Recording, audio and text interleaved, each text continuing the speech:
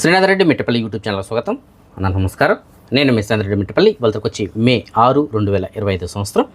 ఇవాళ ముఖ్యాంశాలకు వచ్చినట్లయితే సాల్మియా ప్రాంతంలో నిన్న మధ్యాహ్నం ఒక ఇంట్లో మంటలు చెలరేగాయి. ఈ సమాచారాన్ని అందుకున్నటువంటి అగ్నిమాపక శాఖ వాళ్ళు హుటాహుటిన అక్కడ చేరుకొని ఆ మంటలను అయితే అదుపులోకి తీసుకొచ్చారు. అయితే ఆ మంటల కారణంగా ఎలాంటి గాయాలు కానీ ప్రాణనష్టం కానీ జరగలేదని చెప్పేసి తెలియజేస్తారు. అయితే నిన్న సాయంత్రం అదే సాల్మియా ప్రాంతంలో ఒక అపార్ట్మెంట్లో మంటలు చెలరేగాయి. ఆ మంటల కారణంగా ఒక వ్యక్తి ప్రాణాలు కోల్పోయినట్లు తెలియజేస్తున్నారు.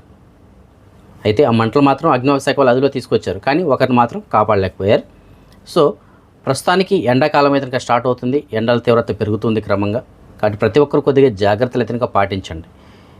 ఎక్కువగా పేలుడు కలిగించేటువంటి వస్తువులు కానీ అలాంటి ఇంట్లో పెట్టుకోకుండా ఉండడానికి కానీ, అలాగే ఎలక్ట్రిక్ వస్తువులు వాడేటప్పుడు కూడా కొద్దిగా జాగ్రత్త ఎదుర్కొనండి. ఎందుకంటే ఎండాకాలంలో ఇలాంటి సంఘటనలు చాలా ఎక్కువగా జరగడానికి అయితే అవకాశాలు ఉంటాయి.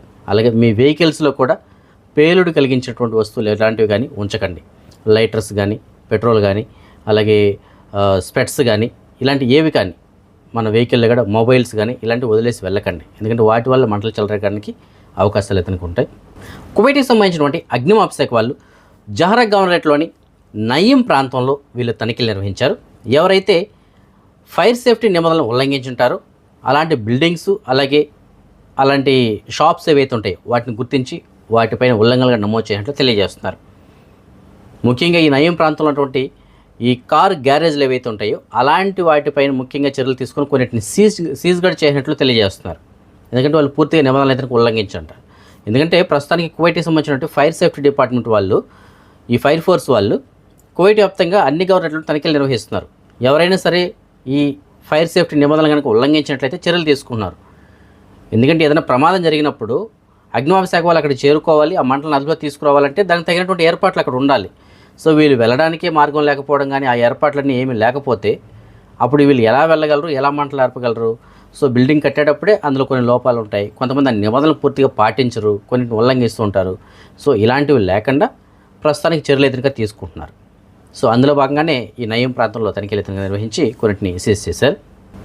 కువైట్కి సంబంధించిన ఒక డాక్టర్కి కువైట్కి సంబంధించిన న్యాయస్థానం 5 సంవత్సరముల జైలు శిక్ష మరియు జరిమానా విధించింది. అలాగే విధుల నుంచి కూడా తొలగించింది. ఎందుకు ఏమిటని దీనికి సంబంధించిన వివరాలుగా మనం చూసుకున్నట్లయితే కువైట్కి సంబంధించిన ఒక డాక్టర్ గడిచిన ఒక 3 సంవత్సరాలుగా కువైట్లో లేడు, బయట దేశాల్లో ఉంటున్నాడు. అయినా సరే ఆయన ఈ 3 సంవత్సరాలుగా జీతం అయితే కనుక ప్రతి నెల తీసుకుంటూనే ఉన్నాడు. అది ఎలాగంటే ఈ మినిస్ట్రీ ఆఫ్ హెల్త్లో తనతో పాటుగా పనిచేసేటువంటి ఇంకొక డాక్టర్ యొక్క సహకారంతో ఇతను ప్రతి నెల ఫుల్ జీతం అయితే కనుక తీసుకుంటున్నాడు. ఈ విధంగా 3 సంవత్సరాల పాటు ఫుల్ జీతం అయితే కనుక తీసుకున్నట్లు తెలియజేస్తున్నారు. ఈ 3 సంవత్సరాల్లోనూ ఇప్పటి వరకు 1,15,000 కువైట్ దినార్ జీతం కింద పొందాడంట. సో దీనిపైన కేసు నమోదైంది. కేసు నమోదైన తర్వాత కువైట్కి సంబంధించిన న్యాయస్థానం పూర్తిగా విచారించిన తర్వాత అతనికి 5 సంవత్సరముల జైలు శిక్ష, దీనికి 3 జరిమానా, అంటే 3,45,000 కువైట్ దినార్ జరిమానా మరియు విధుల నుంచి తొలగించడం, ఇవన్నీ చేస్తున్నట్లు న్యాయస్థానం మీద కనుక తీర్పునిచ్చింది. అయితే ఈ వ్యక్తి ఈ 3 సంవత్సరాల్లో కూడా ఒక్కరోజు కూడా కువైట్లో లేడు, ఎప్పుడు ఆయన బయట దేశాల్లోనే ఉంటున్నాడు. మరి కువైట్లో జీతం ఎలా పొందిందంటే ఇందులో కొన్ని అవకతవకలు జరిగాయి. సో పూర్తి విచారణ జరిపిన తర్వాతే న్యాయస్థానం అతనికి ఈ తీర్పును విడుదల చేసింది. కువైట్కి సంబంధించినటువంటి కస్టమ్స్ వాళ్ళు బయట దేశాల నుంచి కువైట్కి ఏదైనా సరే తీసుకురాకూడనటువంటి వస్తువులు ఏదైనా వస్తున్నట్లయితే, మద్యం కానీ మాదరవేళ కానీ ఇలాంటివి ఏదైనా వస్తుంటే వాటిని గుర్తించి వాటిపైన చర్యలు అయితే తీసుకుంటూ ఉంటారు. సో అందులో భాగంగానే కువైట్కి సంబంధించినటువంటి ఎయిర్ కార్గో డిపార్ట్మెంట్లో పనిచేస్తున్నటువంటి ఒక 3 కస్టమ్స్ అధికారులు అవకతవకలకు పాల్పడ్డారు. దీంతో ఆ 3కి కూడా జైలు శిక్ష పడింది. వివరాలుగా మనం చూసుకున్నట్లయితే బయట దేశాల నుంచి కువైట్కి వస్తున్నటువంటి అక్రమ పొగాకు ఉత్పత్తులు ఏవైతే ఉంటాయో వాటిని అక్కడి నుంచి తొలగించడం జరుగుతుంది కస్టమ్స్ అధికారులు. ఆ విధంగా కొన్ని ఉత్పత్తులు అనేది తొలగించి పక్కన పడేశారు. అయితే వాటన్నిటిని కూడా గవర్నమెంట్కి సంబంధించిన వాటితో లెక్కవి.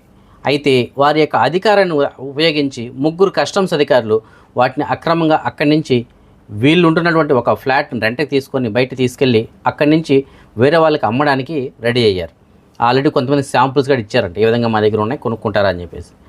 అయితే దీనికి సంబంధించిన సమాచారం అందడంతో భద్రతా అధికారులు నిఘా పెట్టి ఆ 3ని రెడీ హ్యాండెడ్గా పట్టుకున్నారు. వారి దగ్గర నుంచి ఆ పొగాకు ఉత్పత్తులను కూడా స్వాధీనం చేసుకోవడం జరిగింది. సో వాళ్ళు ఏదైతే పొగాకు ఉత్పత్తులు ఎంతైతే దొంగలించారో, ఎంతైతే తీసుకెళ్ళి వాళ్ళు అమ్మడానికి ట్రై చేశారో, న్యాయస్థానం దానికి డబుల్ జరిమానా విధించింది. జరిమానా ఎంతంటే 19,530 కువైట్ దినార్లు. అలాగే వీళ్ళకి ఒక్కొక్కరికి 5 సంవత్సరాల చొప్పున జైలు శిక్ష విధించింది. అలాగే వారిని విధుల నుంచి కూడా తొలగించింది. ఎందుకంటే వారి యొక్క అధికారాన్ని దుర్వినియోగం చేశారు. వారు మంచి హోదాలో ఉన్నారు, మంచి జాబ్ చేస్తున్నారు. ఆ జాబ్ని అడ్డంగా పెట్టుకొని ఇలాంటి పనులు చేయకూడదు కదా. అందులోనూ గవర్నమెంట్ ఉద్యోగం చేస్తున్నారు. అక్కడ ఏవైతే వస్తువులు దొరుకుతాయో వాటిని గవర్నమెంట్ హ్యాండ్ ఓవర్ చేయాలి, గవర్నమెంట్ పరిధిలో ఉండాలి అవి. కానీ వీళ్ళు వారి యొక్క అధికారాన్ని ఉపయోగించి సొంతానికి బయట తీసుకెళ్ళి అమ్ముకొని డబ్బులు చేసుకోవడం అనేటువంటిది తప్పే కదా. సో ఆ కారణం చేత న్యాయస్థానం వారికి ఇలాంటి శిక్షలు ఇతనికి విధించింది. ప్రస్తుతానికి మన భారతదేశం మరియు పాక్ ఈ రెండు దేశాల మధ్య యుద్ధ వాతావరణం అయితే నెలకొంటూ ఉంది. కానీ యుద్ధం అయితే లేదు, కానీ ఆ దిశగా ప్రస్తుతానికి అన్ని ఏర్పాట్లు అయితే చేసుకుంటూ ఉన్నారు. ఈ సమయంలో మన భారతదేశం రేపు దేశవ్యాప్తంగా మాక్ డ్రిల్ అయితే నిర్వహించనుంది.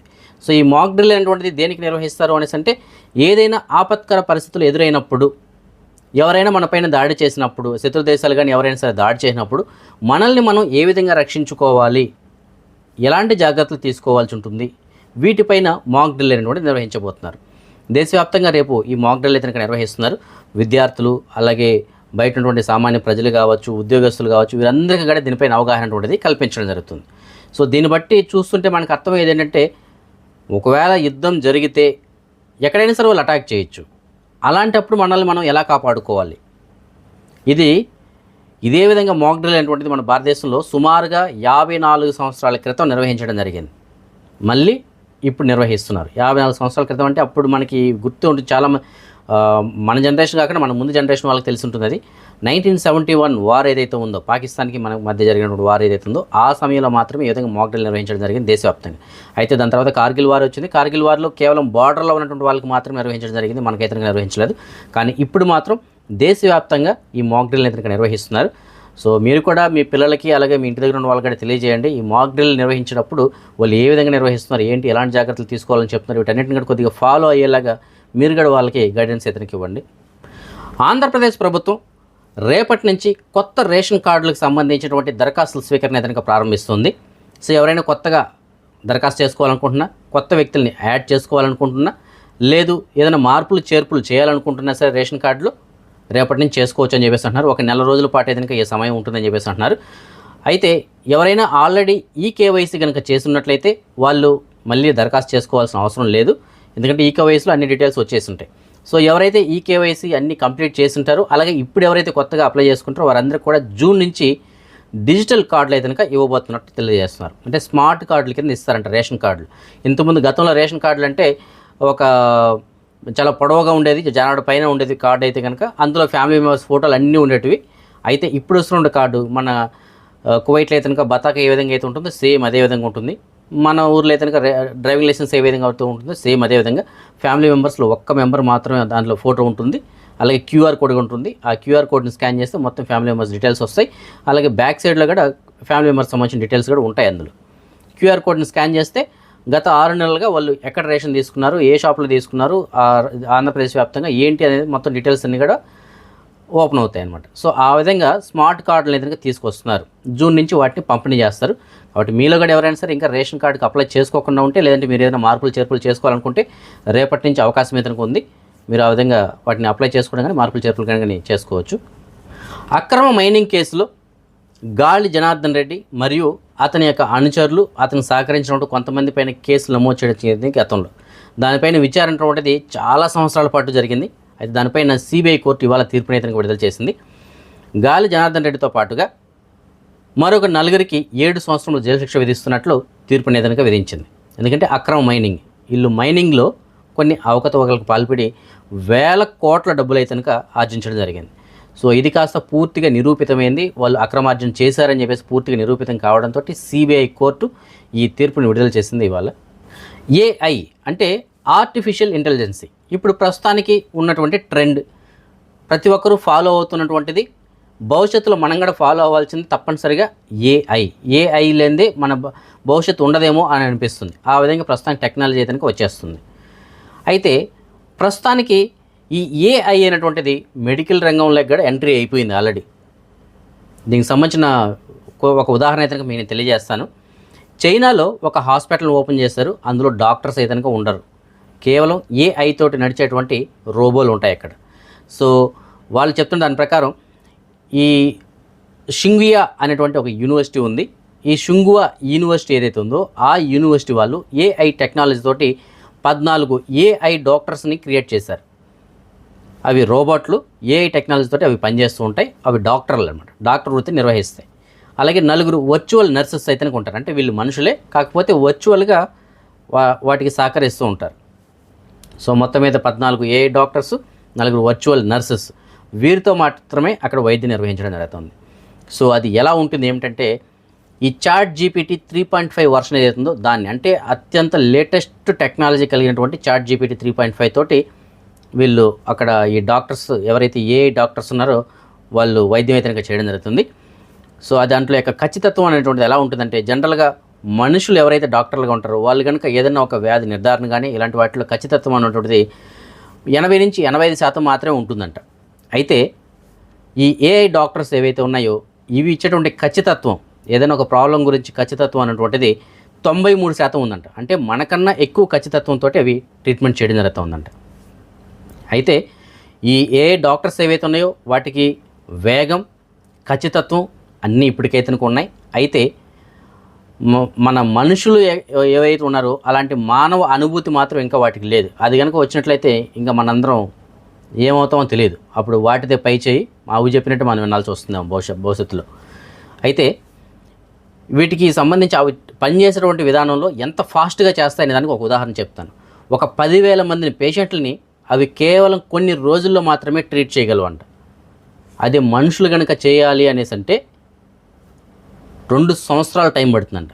అంటే 14 మంది డాక్టర్లు 2 సంవత్సరాల పాటు కష్టపడి ఎంతమందికి అయితే ట్రీట్మెంట్ చేయగలరో అంతమందికి కేవలం ఈ 14 ఏఐ డాక్టర్స్ కొన్ని రోజుల్లోనే ట్రీట్మెంట్ కంప్లీట్ చేస్తాయంట.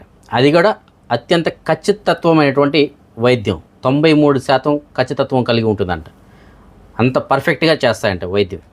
సో అలాంటివి తీసుకొచ్చారు. సో ఇది చూడండి, ఏఐ టౌన్ ఈ హాస్పిటల్ని తీసుకురావడం జరిగింది. ఇలాంటివి భవిష్యత్తులో మరిన్ని హాస్పిటల్స్ అనేది రాబోతున్నాయి. గతంలో నేను ఒక వీడియో అయితే ప్లే చేయడం జరిగింది. అన్ని ఏరియాల్లోనూ మెయిన్ ఏరియాస్ ఏవైతే ఉంటాయో అక్కడ ఒక బూత్ లాంటిది ఏర్పాటు చేసి అందులో వెళ్ళి మనం కూర్చున్నట్లయితే మనకు సంబంధించినటువంటి మొత్తం స్కానింగ్ చేసేసి అది మొత్తం మనకి ఏ ప్రాబ్లమ్స్ ఉన్నాయండి మొత్తం అన్ని కూడా రిపోర్ట్ ఇచ్చేసి ఆ రిపోర్ట్ని ఏఐ మెయిన్ సర్వర్కి పంపిస్తుంది. అక్కడ డాక్టర్స్ ఉంటారు, వాళ్ళు వాటిని పరిశీలించి వెంటనే మనకి రిపోర్ట్ కూడా ఇవ్వడం జరుగుతుంది. మీకు పలానా ప్రాబ్లం ఉంది, పలానా మెడిసిన్ యూజ్ చేసుకోండి అని చెప్పేసి మనకి అప్పటికప్పుడే రిపోర్ట్ కూడా వచ్చేస్తుంది. సో మనం డాక్టర్ దగ్గరికి వెళ్ళాల్సిన అవసరం లేదు, జస్ట్ ఆ బూత్లోకి వెళ్ళి మనం కూర్చుంటే చాలు.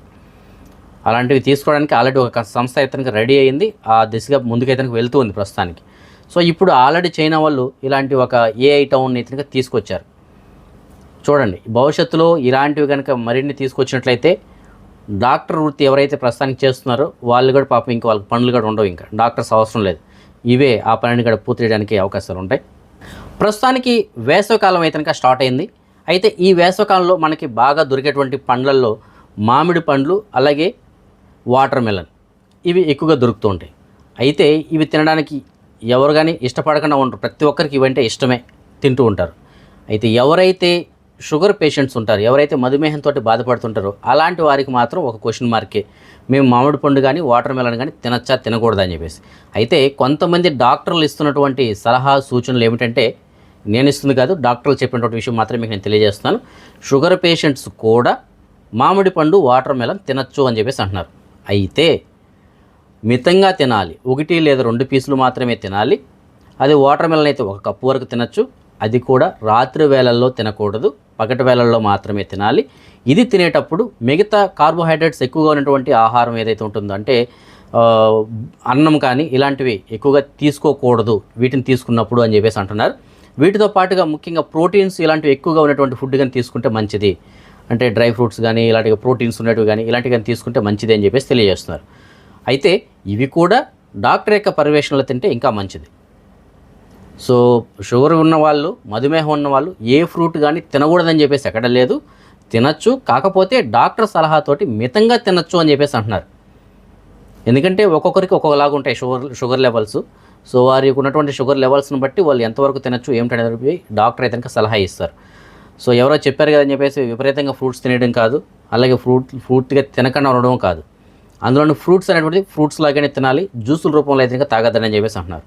ఎందుకంటే ఫ్రూట్స్ కానీ తింటే, అంటే డైరెక్ట్గా మనం ఫ్రూట్ లాగానే తిన్నాం అనుకోండి, అందులో ఉన్నటువంటి ఫైబరు మిగతావన్నీ కూడా మనకి పూర్తిగా అందుబాటులోకి వస్తాయి, అంటే మన బాడీలోకి వెళ్ళడం జరుగుతుంది. అవన్నీ అరుగుదల అవ్వడానికి కొంత సమయం అయితే తీసుకుంటుంది. అదే మీరు జ్యూస్ రూపంలో కానీ తీసుకున్నారనుకోండి, అందులో ఆల్రెడీ దేనికి అవి డివైడ్ అయిపోయి మనం తీసుకోగానే డైరెక్ట్గా గ్లూకోజ్ అనేది బ్లడ్లోకి వెళ్ళిపోతుంది, షుగర్ లెవెల్స్ ఇమీడియట్గా పెరగడానికి అవకాశం ఉంటుంది. అదే మీరు ఫ్రూట్గా తిన్నారనుకోండి, అందులో గ్లూకోజ్ కన్నా ఫ్రక్టోజ్ ఎక్కువగా ఉంటుంది. ఫ్రక్టోజ్ మన బాడీలో కలవడానికి, అది డైజెషన్ అయ్యి కలవడానికి కొంత సమయం అయితే తీసుకుంటుంది. సో అప్పుడు మనకు కొద్దిగా సేఫ్ అనమాట, తొందరగా బ్లడ్లోకి కలవదు అది. కాబట్టి ఫ్రూట్స్ రూపంలోనే తినండి. డాక్టర్ సలహాతోటి ఎంతవరకు తినచ్చు అనేటువంటిది సలహా తీసుకొని తినచ్చు అని చెప్పేసి వైద్యులు అయితే ఒక సలహా ఇస్తున్నారు. ఎందుకంటే ఇప్పుడు ఈ సీజన్లో ప్రతి ఒక్కరికి అవి తినాలని చెప్పేసి ఉంటుంది కాబట్టి వాళ్ళు ఈ సలహా అయితే ఇస్తున్నారు. ఇవాళ దేవాంష్ అనేటువంటి అబ్బాయి పుట్టినరోజు జరుపుకోవడం జరుగుతుంది. ఇంకా ఎవరైనా మన సబ్స్క్రైబర్స్ యొక్క పిల్లలు వాళ్ళు పుట్టినరోజు జరుపుకుంటుంటే వారికి కూడా నా తరపున, అలాగే మన ఛానల్ సబ్స్క్రైబర్స్ అందరి తరపున పుట్టినరోజు శుభాకాంక్షలు. అదే మనం ఈ మనీ ఎక్స్చేంజ్ విషయానికి వచ్చినట్లయితే ప్రస్తుతానికి ఒక కువైట్ అయితే మన భారతదేశం రూపీస్లో సుమారుగా 274 రూపాయలుగా ఉంది. బంగారం విషయానికి వచ్చినట్లయితే బంగారం ధర మరోసారి పెరిగిందని చెప్పేసి మనం చెప్పుకోవాలి.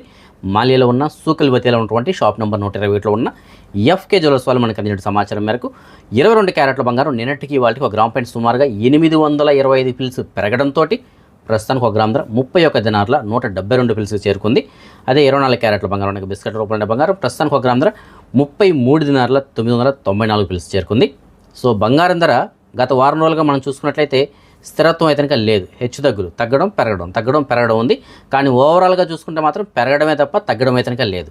కాబట్టి నేను మొదటి నుంచి ఇస్తున్నటువంటి సలహాగా ఏమిటంటే, మీరు బంగారం కొనాలనుకుంటే మీ దగ్గర డబ్బులు ఉన్నప్పుడు ఆ రోజు ఏ రేటు ఉంటే ఆ రేటు కొనేసుకోండి. ఎప్పుడో తగ్గుతుందిలే కొందాం అనుకుంటే మాత్రం మీరు భవిష్యత్తులో ఎప్పటికీ బంగారం కొనలేరు. ఎందుకంటే రోజుకి పెరగడం తప్ప తగ్గేది ఉండదు.